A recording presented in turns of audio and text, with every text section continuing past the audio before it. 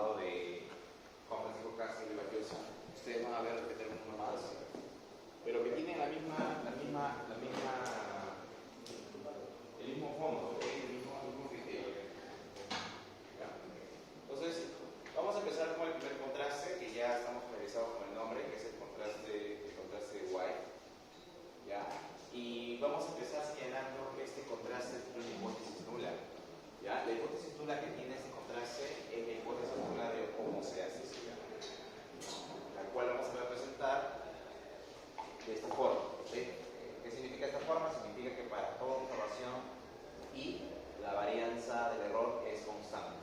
¿Sí? Como pueden ver, la hipótesis nula está basada en una nomenclatura de valores poblacionales, ¿no? Como lo hemos visto en la parte de diferencia estadística. Y bueno, bajo esa hipótesis, la matriz de varianzas o covarianzas del estimador es la mínima, ¿correcto? Ya hemos visto eso.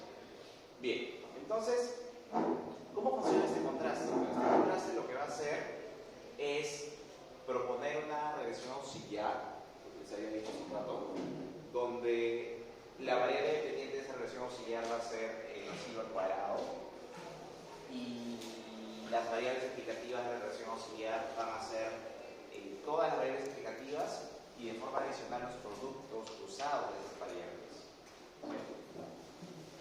¿Por qué se proponen los productos cruzados? Porque los productos cruzados de las variables explicativas me van a permitir aproximarme a una forma funcional que puede ser inclusive no lineal.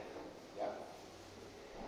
Bien, una vez que hacemos la regresión auxiliar, se va a calcular un estadístico que se llama n por r cuadrado, donde n por r cuadrado tiene una distribución chi cuadrada con j menos 1 grados de libertad, donde j va a ser el número de regresores de esa regresión auxiliar. Ya ahorita vamos a desarrollar esta variable. Gracias. Entonces, en resumen, el test se va a desarrollar de la siguiente forma. Vamos a hacer este test en 4 pasos. ¿Okay? Voy a aprender a analizar la regresión y vamos a hacer una lectura más detenida de lo que les he dicho hace un momento. A ver, entonces estamos presentando el test de White, el contraste de White. En este caso voy a utilizar va a ser un modelo de 3 variables.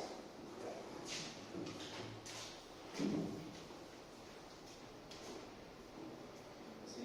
Vamos a utilizar el 0, beta 1 xi, beta 2 zi, ¿okay? Más xi. ¿Okay?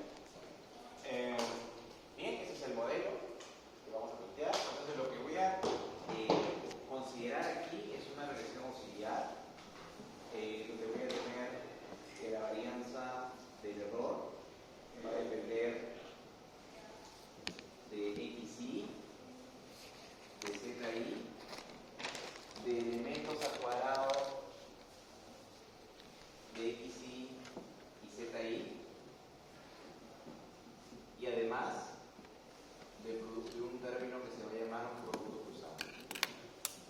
¿Ok? Bueno, en términos de la población es así, exactamente. ¿Sí? Muy bien. Y la hipótesis nula del contraste es esto. ¿Sí? Es decir, la hipótesis nula de homoceasicidad.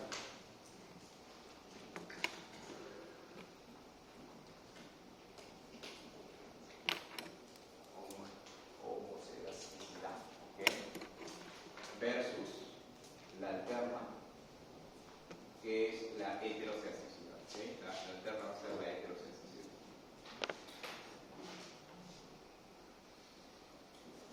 Esa es en primer lugar la construcción del contraste de White, ¿no? Esta es la regresión principal. Esta es la regresión auxiliar.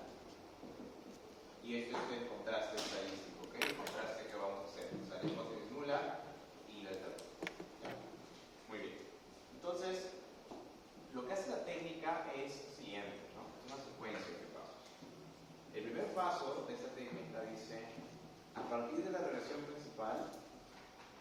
realiza la estimación de los parámetros con MSO.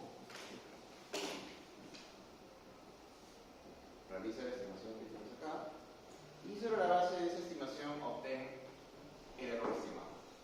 ¿Sí? ¿Ok? Un error de dimensión 1 por n, o n por 1, perdón, con lo cual tienes n elementos. Segundo paso. Una vez que haces la estimación de los parámetros y obtienes el error estimado, utiliza como proxy de esta varianza, utiliza, dice,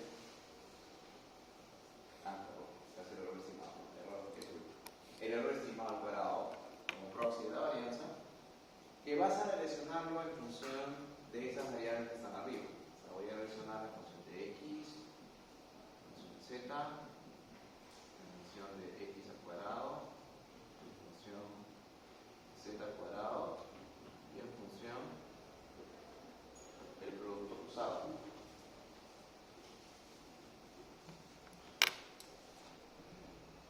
Vamos a decir. Claro, en este caso, la relación, como hemos visto cuando vimos la parte de los mínimos cuadrados generalizados factibles, se hace la estimación, pero como en este caso, este de aquí es un estimador de este de acá, se incorpora un elemento aleatorio, ¿no? Muy bien. Muy bien. ¿Qué vamos a hacer de aquí? Esta es una nueva relación, esta va a ser la relación auxiliar, ¿correcto? Con el valor estimado, o sea, este elemento que de arriba, pero el valor estimado. Y lo que vamos a hacer de esta estimación es obtener el R cuadrado de esta relación. El R cuadrado de esta relación auxiliar. R ambos. ¿Ok? R cuadrado de esta relación auxiliar. ¿Cierto? Muy bien. Asimismo, lo que voy a decir aquí es que la hipótesis nula que he planteado acá, ¿sí?, es equivalente a decir lo siguiente. Mira. Es equivalente a decir esto.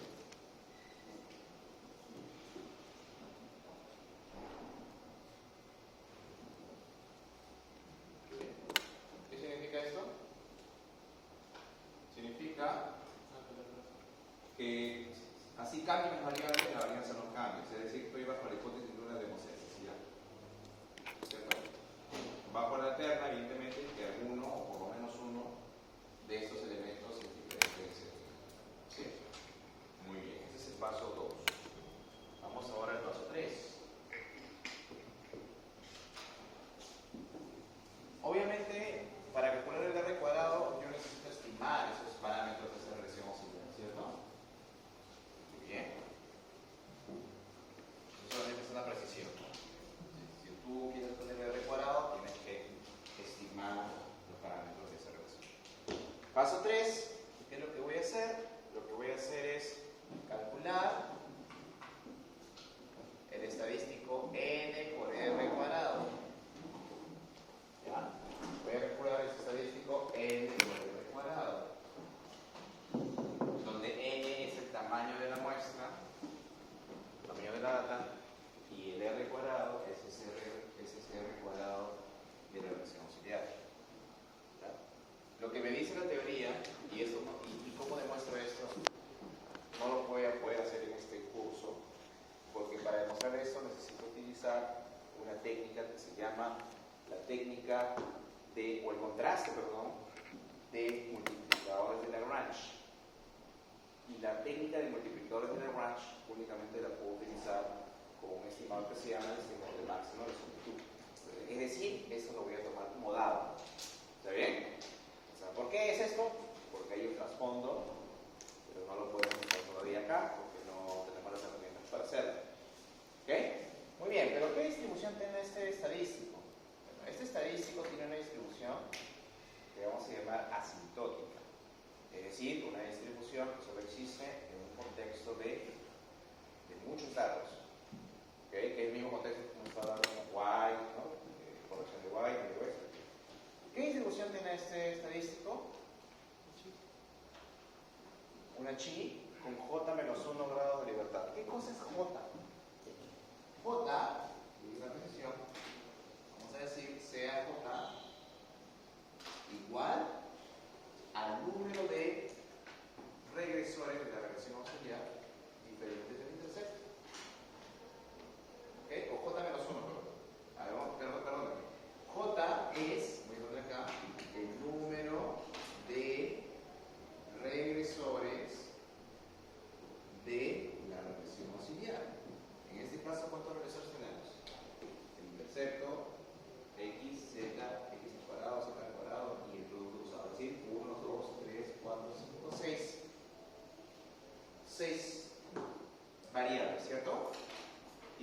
restricciones tenemos?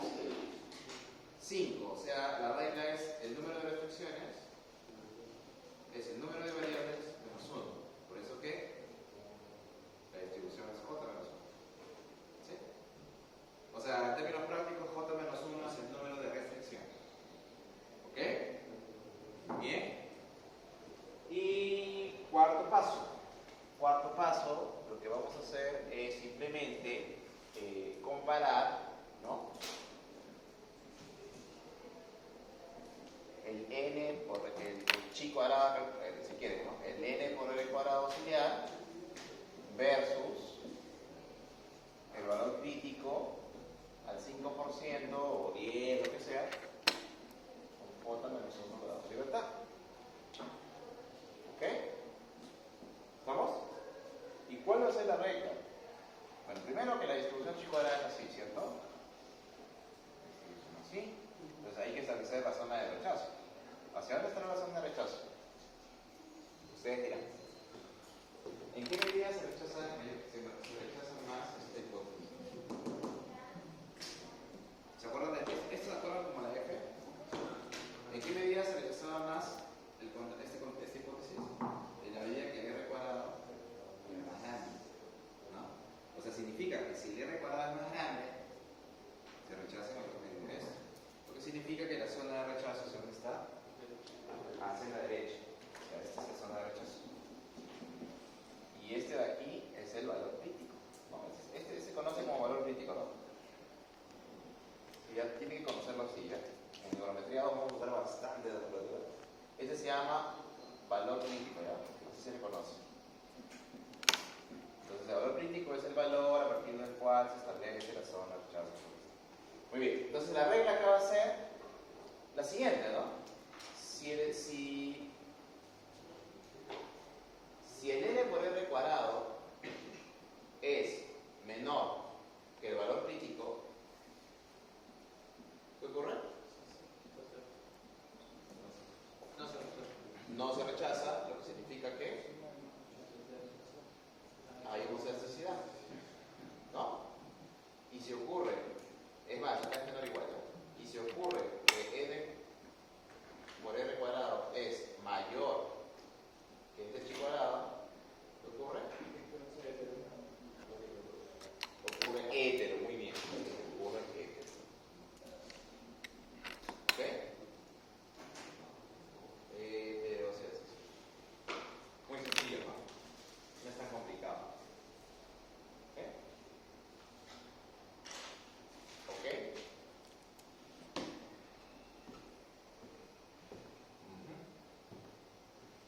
Muy bien.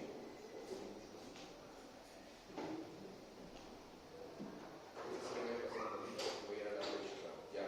Miren, entonces el contraste de White lo que está haciendo, es aplicar 5 pasos, donde un elemento crucial de este test es la regresión auxiliar, obtener el R cuadrado auxiliar, que permite contrastar esta hipótesis, y ver si el estadístico supera o no el objetivo. Se acabó. Bien. Ahora, si me preguntan por qué se utiliza esta notación de acá, ¿sí? O sea, por qué se utiliza la forma los elementos separados, los elementos lineal y los cruzados, es porque esta regresión está aventurándose a decir, uno puede mostrar, ¿no?, que esto que está acá es una aproximación cuadrática de cualquier forma que depende de este sistema. Entonces, ¿han escuchado de la ecuación de Taylor? De orden 1, de orden 2, etc. ¿Qué es lo que hace la función de Taylor? Transforma una función no lineal, o sea, busca aproximarse a un valor a partir de sus transformaciones de la función original, ¿no? Y la idea obviamente es que esa función original se aproxima mejor cuando tienes una ecuación de Taylor de orden más grande, ¿no? O sea, de orden n. Entonces acá lo que estamos usando es como una ecuación de Taylor de grado 2. ¿Sí? ¿Okay? Ahora, en el fondo, esta forma de acá, por ejemplo, nos permite encontrar, por decirte algo, ¿no? Si nosotros encontramos solamente n significativo, por ejemplo, podríamos encontrar que es una forma cuadrática, ¿no?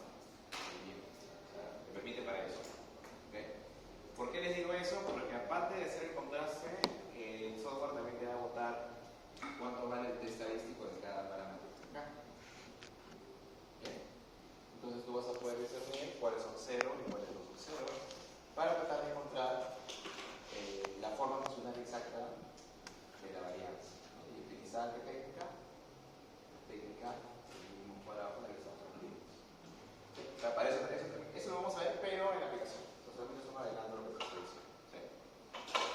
Bien, vamos a ver otro contraste muy popular también, y lo voy a saltar del anterior porque el anterior es más anacrónico, se usa mucho, que es el test de Brush-Pale.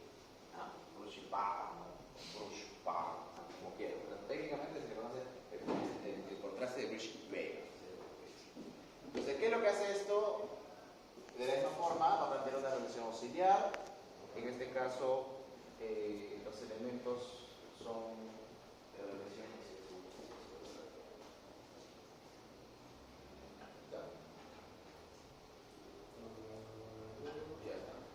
o sea, lo que va a hacer es de igual manera va a estimar con MCO la relación principal, acá. Luego lo que va a hacer es estandarizar los errores al cuadrado, ¿ok? Es decir, en lugar de utilizar, como hemos hecho con White, los errores al cuadrado, lo que hace es utilizar errores estandarizados. ¿Sí? Y luego el tercer paso es similar al paso que hemos puesto aquí. Hace la relación entre ese error estandarizado al cuadrado contra las variables z. En este caso la z puede ser lo mismo, pueden ser tres variables, pueden ser variables al cuadrado, etcétera, etcétera, ¿no? Y bajo la hipótesis nula de homoscedasticidad, dado el supuesto normalidad del término de error, se encuentra que el estadístico calculado, ¿no? Que en este caso va a ser la suma de cuadrados simplificados sobre 2, se va a distribuir con una chi cuadrada con p grados de libertad, donde t no es otra cosa que el número de regresores de la relación auxiliar. Ya eso lo vamos a ver, me parece, una teoría de explicación que voy a hacer a continuación. Luego tenemos el test de Glexer. El test de Glexer es muy similar. Utiliza la misma secuencia de pasos, pero con la única diferencia que en lugar de utilizar el valor cuadrado, como lo hace White, utiliza el valor en términos absolutos. Además de plantear una transformación de la variable regresora que puede tener estas alternativas, ¿no? Puede ser una inversa, puede ser lineal, una raíz cuadrada o la raíz cuadrada de la inversa. Bueno, se hace el contraste y luego lo que se hace es no está detallado, pero lo que se hace es la relación auxiliar y se contrasta finalmente si estos dos elementos, si este elemento de acá es cero. ¿Okay? Creo que aquí creo que es mucha nomenclatura técnica. Voy a mostrarte mejor el libro de Damodaran Mohanty, ahí está mucho mejor explicados los contrastes. Vamos a verlos acá en este libro.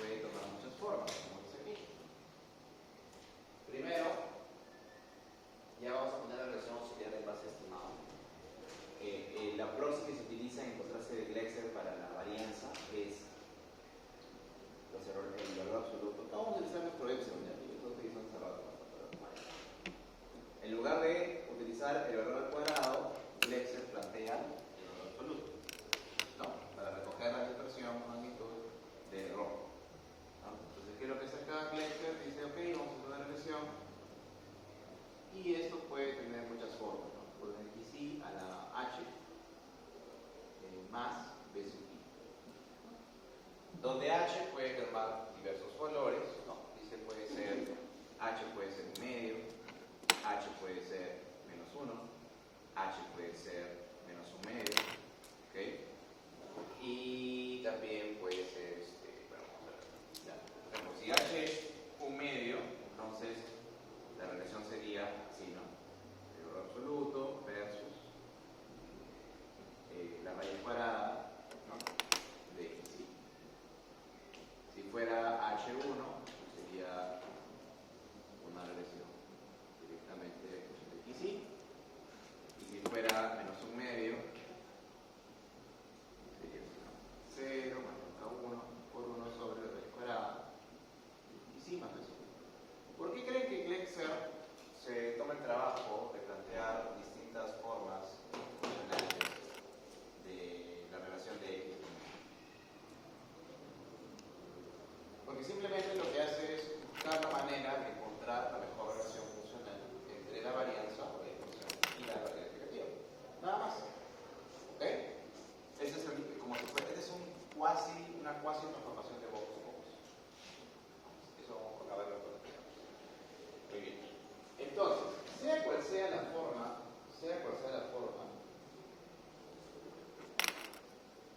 lo que hacemos luego es estimar este modelo. O sea, estimas esto de acá. ¿Ok? Deberíamos dibujar aquí en acá el estadístico. Sí, ahí está.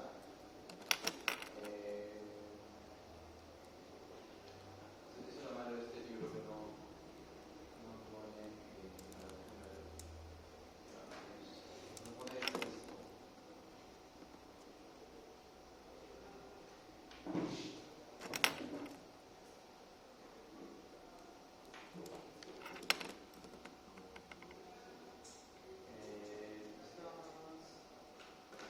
Ya bueno, esto está muy nítido, pero acá, si vemos en el luego, pues entonces esta regresión, lo que va a seguir aquí es lo siguiente, ¿no? Primero, haces tu secuencia de pasos, ¿no? El paso 1 es estimar la regresión principal y estimar a este señor. El paso 2 sería plantear la regresión auxiliar o un valor de H cualquiera. Y el paso 3, ¿qué cosa es? Bueno, a partir de la relación anterior, ¿qué se hace? ¿Qué estadístico se obtiene?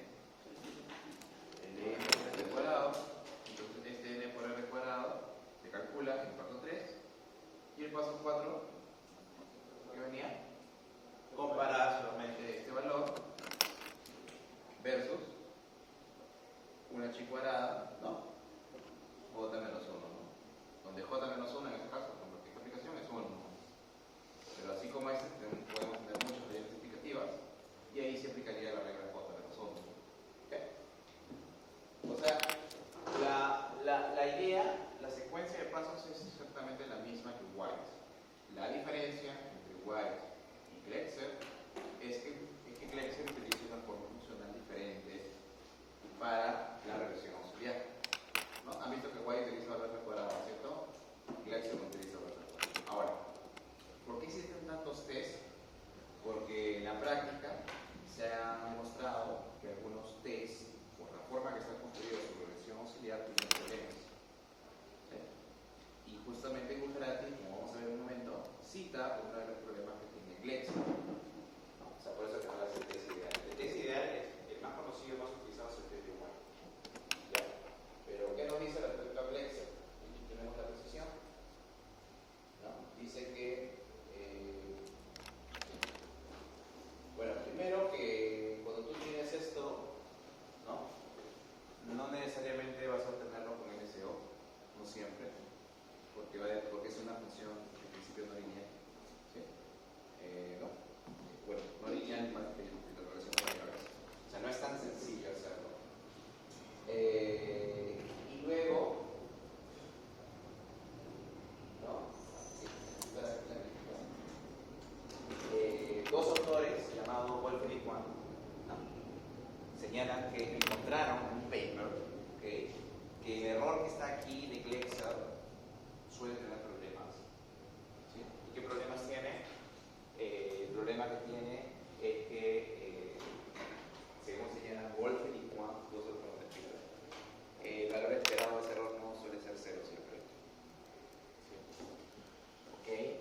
y además tiene otra cosa, otro defecto, que está normalmente autocorrelacionado.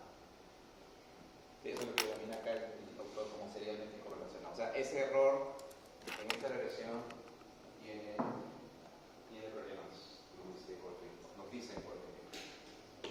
Lo que generaría en la práctica es cosa que se distorsione nuestro estadístico que se utiliza para referencia, ¿no? O sea, todo problema que tenga que ver con las perturbaciones no esféricas genera distorsión en el proceso.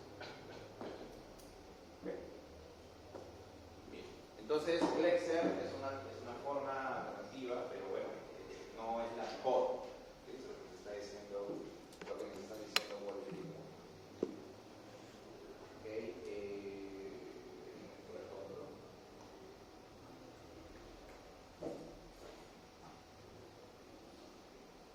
Antes de empezar la de Wolfram. Ahí está. Aquí tenemos otra prueba, Rishpaga, ok, Godfrey, ¿no? Claro, yo les había puesto como Rishpaga, ¿no? Pero en la práctica, este contraste se puede llamar Rishpaga y Godfrey, que son tres autores. O sea, no es que los tres autores trabajan al mismo tiempo, sino que los tres llegan a, así como los Nobel, ¿no? Los resultados similares, ¿no? Y luego el test de todo lo que entonces acá, por ejemplo, ¿qué es lo que tenemos? Tenemos igual, ¿no? La regresión, lo que les había mostrado, ¿no? La regresión principal, luego hago la regresión auxiliar, que depende de un conjunto de zetas, y donde, aquí está, ¿no? La regresión auxiliar, donde se hace el contraste de que todos los elementos independientes de interceptos son cero, para contrastar la elasticidad. Y acá está la secuencia de pasos, ¿no? Lo mismo hemos hecho nosotros, ¿cierto? Con la precisión también que utiliza los errores estandarizados. Ahora, ¿por qué creen que utiliza estos autores? ¿Por qué creen que utilizan los errores estandarizados en lugar de los errores normales? Los errores que utiliza Glexer, que utiliza White, por ejemplo. Aquí lo hago bajar. Pues así como he hecho en la que sabe Glexer, voy ahora a desarrollar el contraste de Rishpaga. Rishpaga recapitulo. Le vamos a llamar este test BPG. ¿Ya? El test BPG. Test Rishpaga Godfrey. Regresión principal, igual. Acá vamos a utilizar una regresión principal más larga.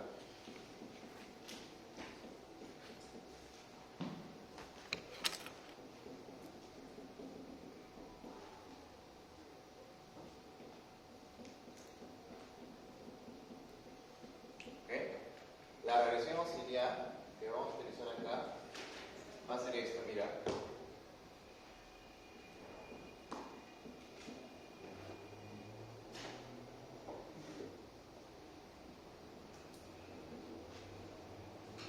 Y acá, ¿no? Lo que llama la Z. Z1, Z2. Así hasta cuántos Z tiene acá? ZM creo.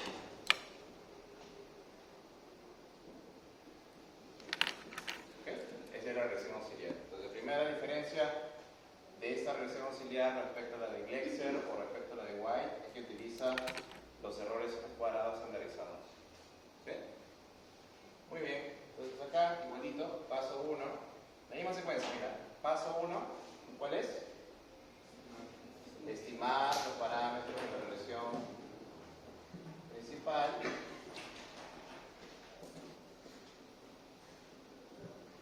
Y obtener el correspondiente valor de el error estimado. Muy bien. Paso 2. Planteo la estimación de la regresión auxiliar, ¿no? Perdón. O sea, hago una estimación de esto, profe, todo esto, por favor. Y con esto que obtengo, valores estimados. ¿Y qué calculo con esto? El n por r cuadrado. Paso 2. Paso 3.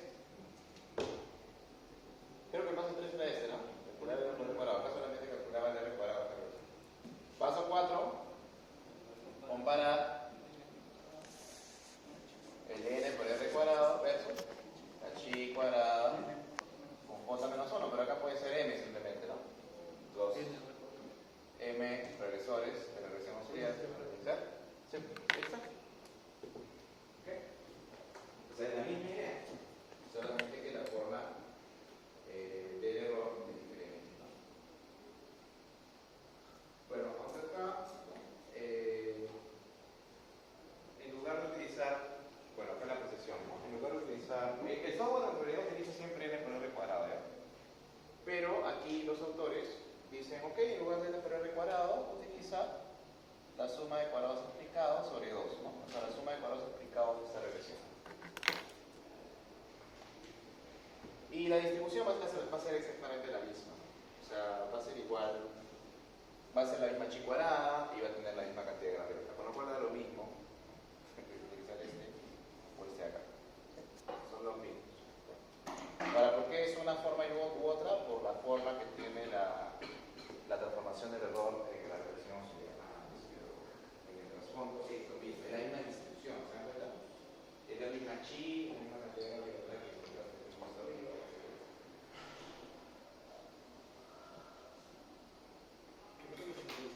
¿Ah? ¿Por qué lo estandarizan?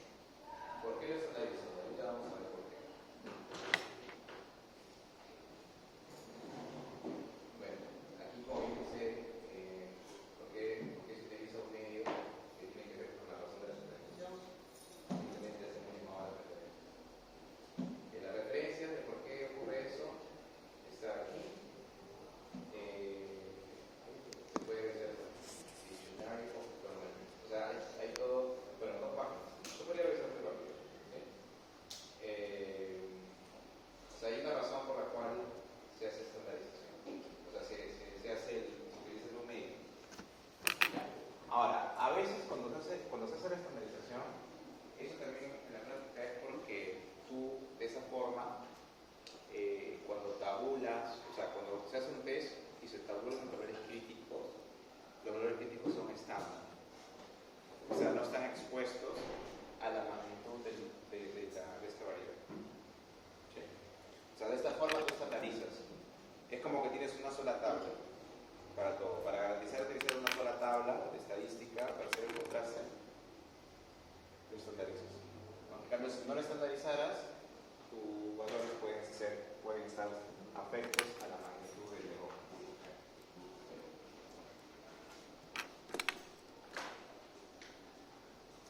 Bien, a ver, vamos a ver los contrastes que tienen por acá. Tienen por acá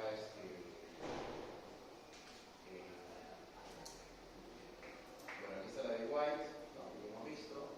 También está situado aquí.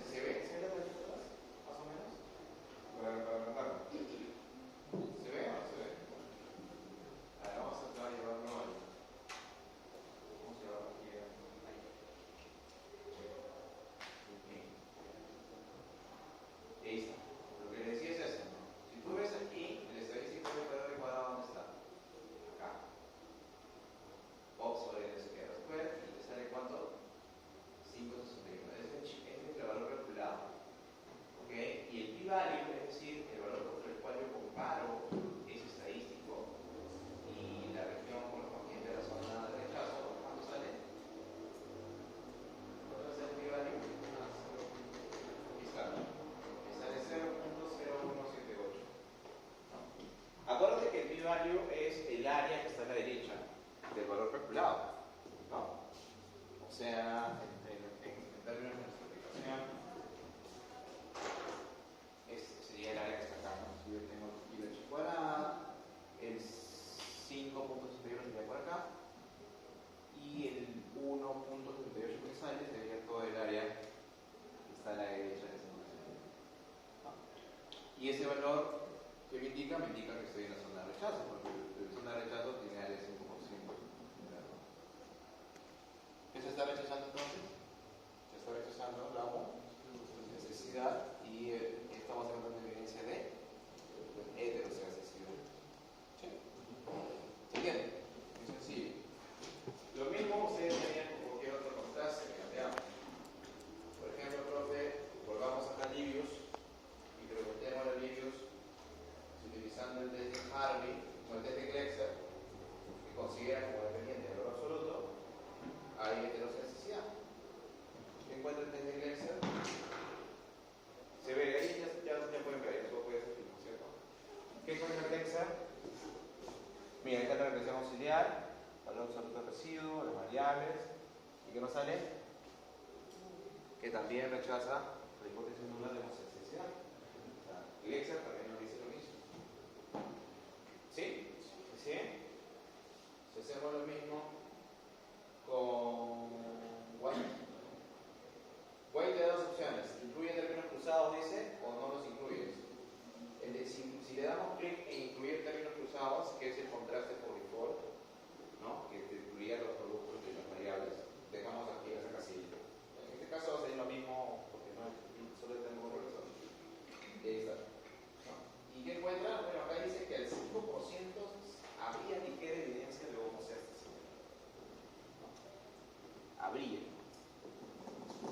Pero igual es muy poquito, ¿no? Eso debería estar por encima de... Yo esperaría que esté para todos los niveles, ¿no? O sea, si tú quieres garantizar que hay homosexualidad, este p-value tiene que ser por lo menos mayor que 10%. ¿Sí? Si estás aquí con un 5.8 y no pasas el 10, quiere decir que tienes resultados mixtos. Más aún cuando los otros contrastes han encontrado evidencia de que no hay homosexualidad. Y gráficamente tampoco se ve. ¿Se dan cuenta? Entonces aquí me da evidencia mixta al 5%, pero al 10% sí me da la evidencia que los otros contrastes. Muy bien. Entonces, una vez que encuentras este problema, dices, ok, como hay heteroscedasticidad en el modelo, pongo en duda, pongo en cuestionamiento los resultados de diferencia. ¿Sí? Entonces, ¿qué es lo que hago? Puedo utilizar la técnica de mínimos cuadrados generalizados factibles, ¿sí? O puedo utilizar, si es que yo no quiero hacer el ejercicio, no quiero la forma funcional, puedo utilizar directamente la corrección de White. ¿Sí? Ya, entonces miren, esta es la corrección de White. Voy a congelar esta vista, aquí está, al costado, para que vean que esto es estimado con ese oscuro. Y lo que voy a hacer aquí a continuación es aplicar la corrección de White. ¿Ya? La corrección que he llamado de errores están más robustos o robust is squares, ¿no? Porque vean bien lo que hace. Me voy aquí a estimar y aquí hay una pestaña que dice opciones. Y en opciones me dice cuál es el covariance método que quieres utilizar.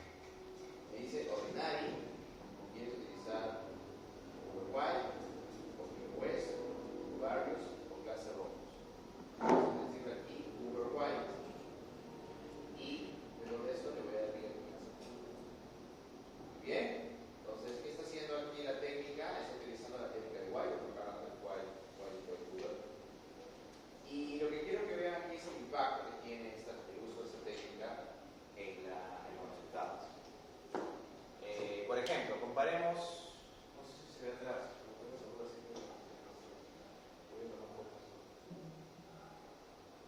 le voy a pedir a ustedes, chicos y chicas, que comparen parámetros estimados. Vamos a comparar los parámetros estimados, profe. Y, por ejemplo, los parámetros estimados aquí a la izquierda, ¿cuáles son? Menos 4.26 y 0.21 de acá.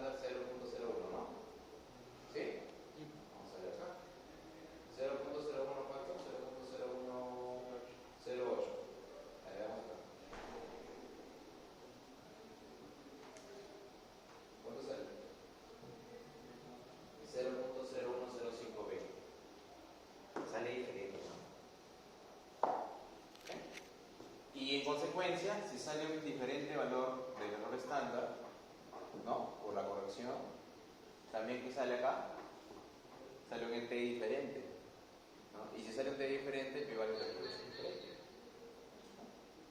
Ahora, aquí lo que tenemos es que el p value es igualito aparentemente, ¿no? Pero si uno mirara todos los decimales, ¿en qué caso se rechazaría más? La hipótesis nula de que el parámetro es 0. Cuando te acuerdas que tú rechazas más cuando la t es más grande que el valor absoluto, ¿no? ¿Dónde la t es más grande que el valor absoluto? ¿A la izquierda o a la derecha? ¿Izquierda o a la derecha? En la derecha. O sea, ¿dónde rechazas más de que el parámetro es teóricamente 0? O sea, ¿dónde rechazas más que la variable y no es significativa? En el caso corregido, ¿te das cuenta? ¿No? O sea, claro, pero es un mínimo el impacto, claro, pero imagínate una aplicación donde en el caso de la izquierda tienes evidencia mixta, ¿no? Y te hacen una tesis y hipótesis versus lo corregido donde sí, de todas maneras, para cualquier nivel de circunstancia se rechaza la hipótesis. Es diferente, ¿te das cuenta? Entonces, esa es la implicancia de utilizar la técnica de errores tan robustos, que te permite corregir los resultados de la inferencia del estímulo de deseo. ¿Bien? Ahora, la técnica solamente permite corregir la t estadística, el p-value, porque en el caso de la f sí es el mismo, parece. El f sí no se ve cambiado. Si se ve, el f es exactamente el mismo valor. El f no cambia. Lo que corrige la técnica es el test estadístico de para evaluar significancia individual. ¿Se entendió? ¿Sí? Entonces, en el software eso se hace bien rápido. Solo lo que necesitas saber es la base, o sea, por qué se utiliza eso en el software, por qué se implementa ese parámetro, etcétera, etcétera. Bien, bueno, tenemos también otros contrastes acá de hetero. Por ejemplo, tienen también el test de Harvey. El test de Harvey, la única diferencia que tiene respecto a Gleiser, el test de White, el test de Fishback-Gottfried, es que utiliza ¿qué forma de la dependiente? El logaritmo de residual cuadrado. El logaritmo de residual. ¿Y por qué utiliza el logaritmo? Para poder asegurar que la forma estimada siempre es positiva. O sea, claro, imagínate que tuviera valores negativos acá y este valor hace que el valor estimado salga negativo. Entonces es una contradicción, ¿no? Teórica con lo que debería ser positivo. Entonces es lo único que hacemos. Y acá nos vamos también a comprender evidencia de, según este test, evidencia de que hay heterosexualidad. Está rechazando completamente la hipótesis nula de homosexualidad.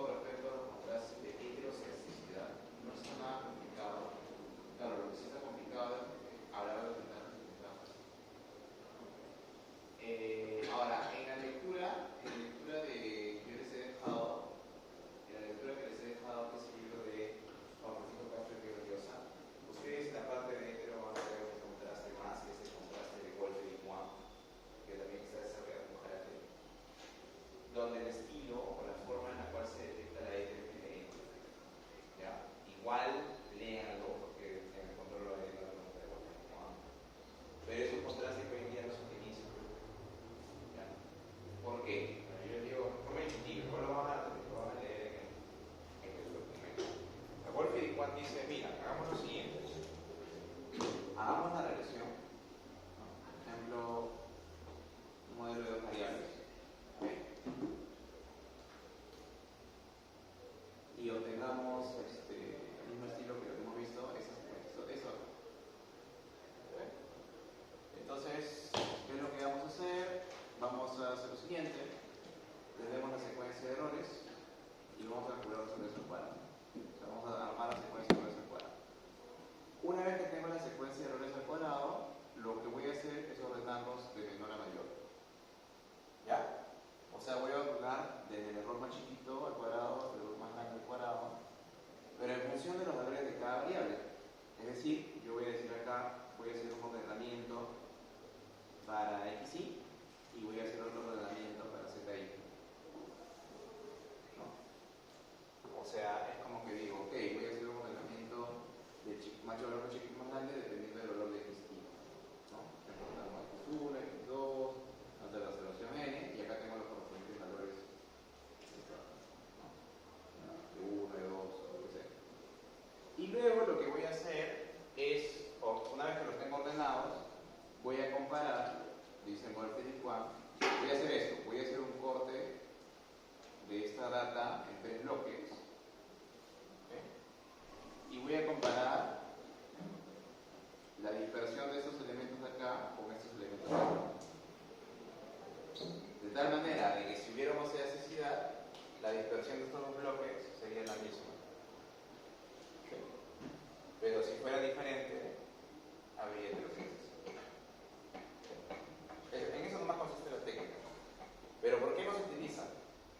Porque lo que se encuentra en la práctica es que los ordenamientos de esto de acá cambian, son diferentes dependiendo de la variable. Y podría salirte que cuando lo ordenas con una variable se demuestra homosexualidad, pero cuando lo ordenas con otra sale que hay hetero. Entonces tiene resultados mixtos. Entonces no sirve en caso. ¿Sí? Por eso que esta prueba no se utiliza. A pesar de que igual criticaron a Alexa. ¿Cuál es la chancada que le daba a Alexa? Decía que tenía su error autocorrelacionado, que su media no era cero.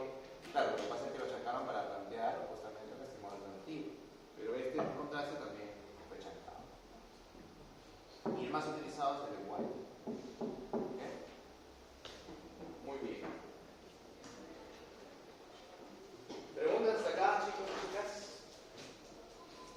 La parte clínica entonces es muy sencilla. No hay nada de otro mundo. Entonces, lo que sigue ahora, lo que nos falta ver es los contrastes, así como hemos visto los contrastes de homoelasticidad, de heteroelasticidad. Lo que nos falta ver ahora son los contrastes de autocorrelación. ¿No? Entonces, respiramos 5 minutos y hacemos como que se pone un minuto más y ya llegamos. La autocorrelación, ¿qué cosa significa esa autocorrelación? Significa que el error no tiene independencia, está relacionado con otros errores. Y ahí hemos dicho que es un problema que de forma recurrente se presenta en series temporales. ¿Debido a qué? Debido al efecto persistente de los shocks económicos, ¿no?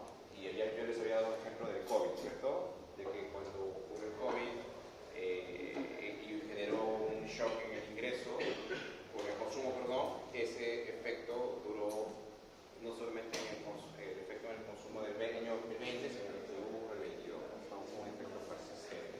Entonces, esa naturaleza de las variables temporales justamente se refleja justamente en autocorrelación. Bien. Muy bien, entonces, lo que viene ahora es ver qué contrastes se utilizan para detectar este problema. ¿Sí? El número de contrastes que vamos a ver son 4. ¿Sí? Si me fijan en eso, vamos a ver más. ¿Ya? Y vamos a empezar con este test de aquí, que es también un test del autor, de los autores que hemos visto. El test de Bruch y Gottfried. ¿Sí? El test de Bruch y Gottfried. La demostración o el uso con este test es muy simple. basa en una secuencia de pasos, ¿sí? Con la diferencia que la hipótesis nula planteada aquí es diferente. ¿Sí? Si en el caso de la prueba de Bush-Byrd la hipótesis nula era homosexualidad, aquí la hipótesis nula, ¿cuál sería?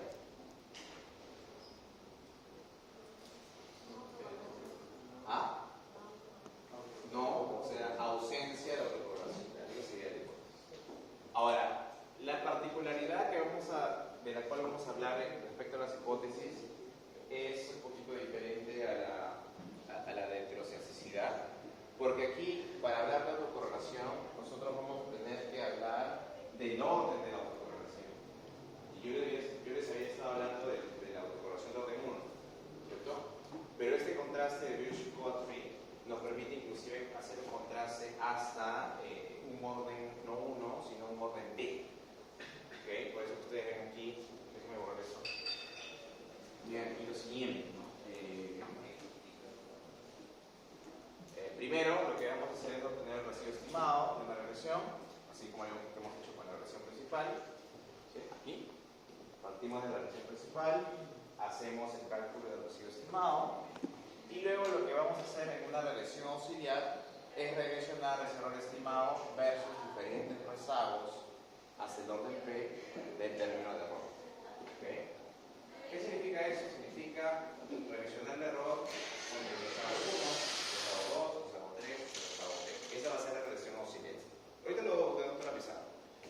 Una vez que haces eso, calculas el R cuadrado de esa regresión auxiliar y finalmente computas el N por R cuadrado, que lo vas a comparar con el Fibonacci cuadrada con P grados de libertad. ¿Por qué P? Porque el número de regresores en regresión auxiliar va a ser igual a P, que son los P rezagos justamente del residuo. Y ya está. Muy, muy similar a el contraste de Bush-Byrd. Yo por eso quería empezar con este. De hecho, quiero simplemente mostrar la lógica de este y con eso nos vamos a quedar. Ya el día miércoles vamos a trabajar con el siguiente test, que es el test de Durbin, luego el test H de Durbin y finalmente el test de Young-Bosch, también conocido como una prueba. Muy bien, entonces, a ver, resumen, ¿qué significa eso? Esta es la prueba, el test de Bush-Godfrey.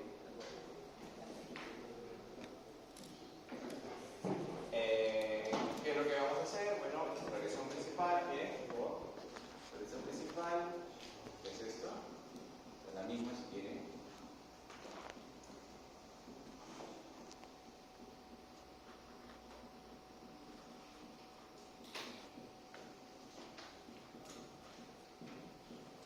Estimar esta regresión principal, eso es lo que vamos a hacer en el paso 1.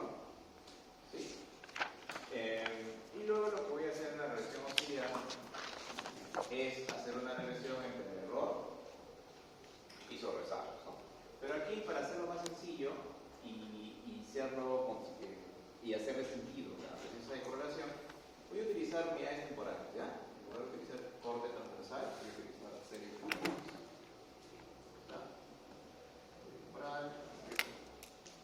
Con lo cual, este es el valor de su T. Entonces, lo que me dice aquí es lo siguiente, ¿no? Voy a hacer una regresión auxiliar entre esos T y los P primeros rezagos.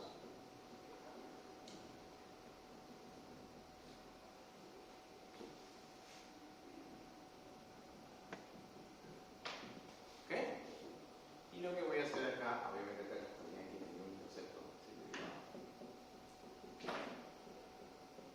Y lo que voy a hacer acá es estimar esta secuencia. ¿Sí? Esta secuencia. Bien.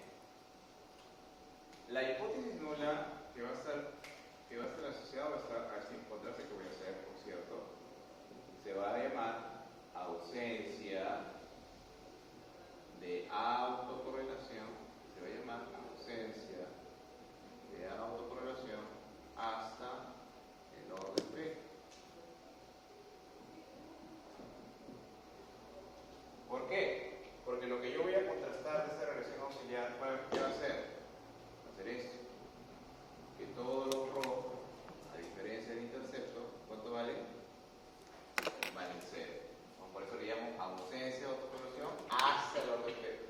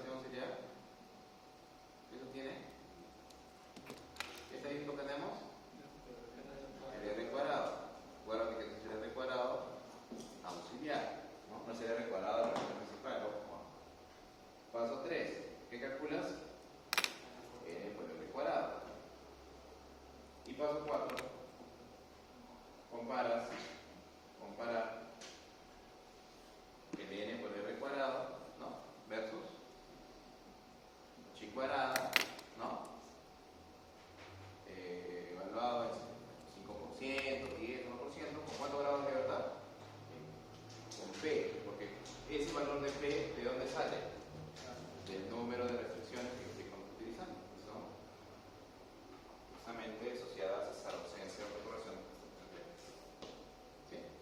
Y la regla es la misma, ¿no? Si el valor calculado está por encima del valor crítico, se rechaza la ausencia y por lo tanto hay presencia. ¿Sí? Bien, entonces, y aquí solamente déjenme mostrarles rápidamente eso en la práctica, cómo se hace.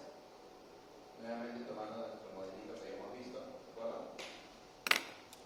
¿Está? Veamos. En este modelito habrá algo que es lo que hago. Mira, muy sencillo. La misma secuencia, me voy a View, Diagnósticos, pero aquí me voy donde dice este es el test de Pesci-Cotter, Serial Correlation Test. Le clic acá y acá el salvador me pregunta cuántos rezagos quieres incluir aquí.